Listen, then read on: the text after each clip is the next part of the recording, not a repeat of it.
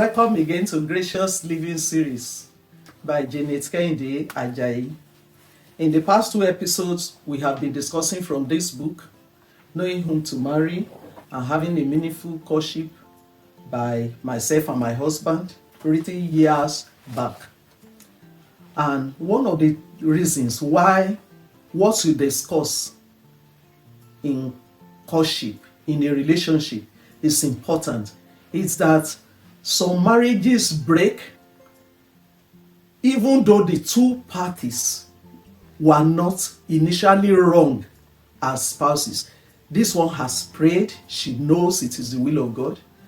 The other one has prayed and is sure it's the will of God. And yet, there's too much trouble, too much disagreements, too much arguments in marriage. Even though arguments are normal in marriage, when two people coming together are different from each other, and usually there will be arguments and disagreements.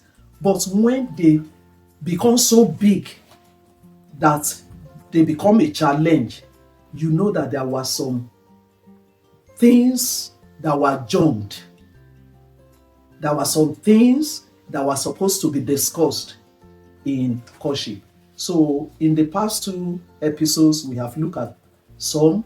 We are rounding up with these few ones about things you must discuss in a healthy relationship. Number 1, you must discuss your health status and challenges. For example, you've had issues with some aspects of your health. There are people that have been told you may not have children. There are people that have some type of sicknesses that can bring some stress in the marriage. Discuss with your spouse. Do you visit the hospital frequently over some issues? Do you have some things your parents have struggled with about you? Let him or her know. Sometimes you can tackle some of these things prayerfully, and it may please God to sort it out for you. But let him or her know. Some people suffer hemorrhages that bring severe bleeding. Some people experience asthma. Some things that may challenge you. It shouldn't be strange by the time you enter. Be bold enough to say, this is my health status. And let the person decide whether I am willing to cope or not. Then you must also discuss sexual matters. Strange enough, there are people who from the first day of marriage cannot consummate the marriage. And sometimes you discover that from courtship, you find 1 or 2 saying, I hate sex. Sex is not food. There can be marriage without sex. You watch those statements, they may carry weight. Some may also say, I can't do without it, not even for a day. Watch it and probe further in courtship. They may have underlying issues.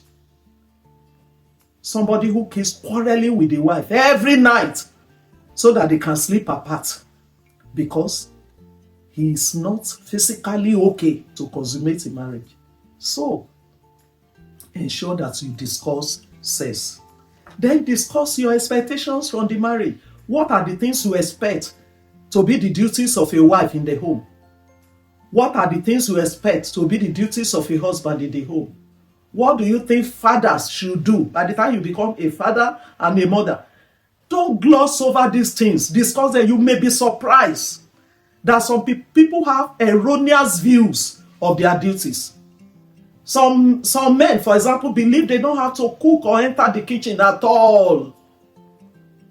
And they will also add that they don't eat food brought in from the eatery. And when you are a career woman, it may become a problem. Don't gloss over it. Discuss. What are the areas of domestic where we can come in to assist each other domestically. What can you do and what can I do to make the home work? And sometimes some homes will need extra help. Find out. Some people will say there can never be the issue of somebody coming in to help us. What's the job of a woman? Is it not to sleep, sweep, to wash place?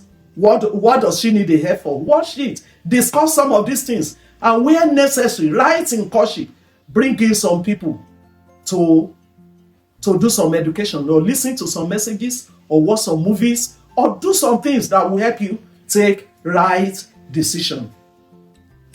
Then find out if your visions align. In 5 years' time, what do I want to be? In 10 years' time, what do I want to be? Will it still be necessary for me to go to school? Will I need online training? Will you need to go to school? Discuss these things. Some will say, while in my house, you are okay. I don't want more than the certificate you have. And years into the marriage, will accuse you of not developing yourself. Discuss. Are your ways the same? Do you have similar values? Discuss about your faith, your commitment.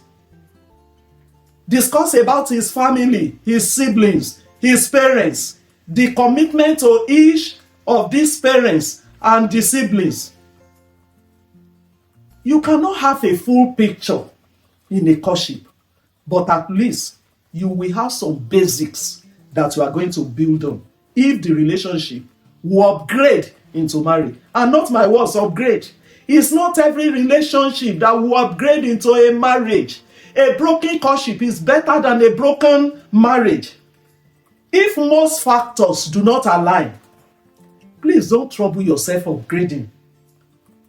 That you have to break it is not the end of life.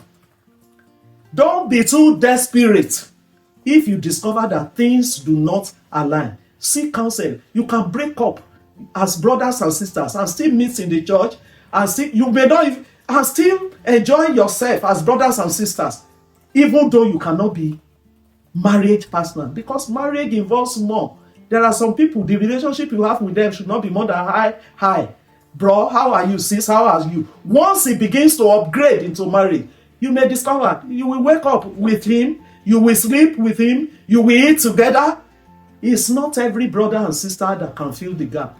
So I say again, cut with your brain, cut prayerfully, cut with your heart, and don't cut as somebody who is blind. If you are blind in courtship, your eyes will open when you get married. I pray that you will be sensible enough to look at these things critically before you say, I do. And don't forget, you have a choice.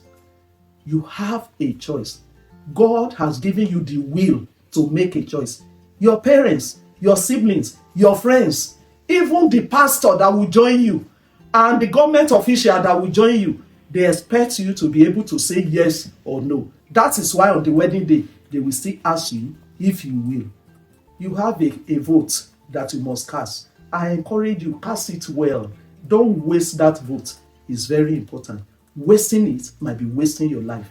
I pray that God will help you in Jesus' name.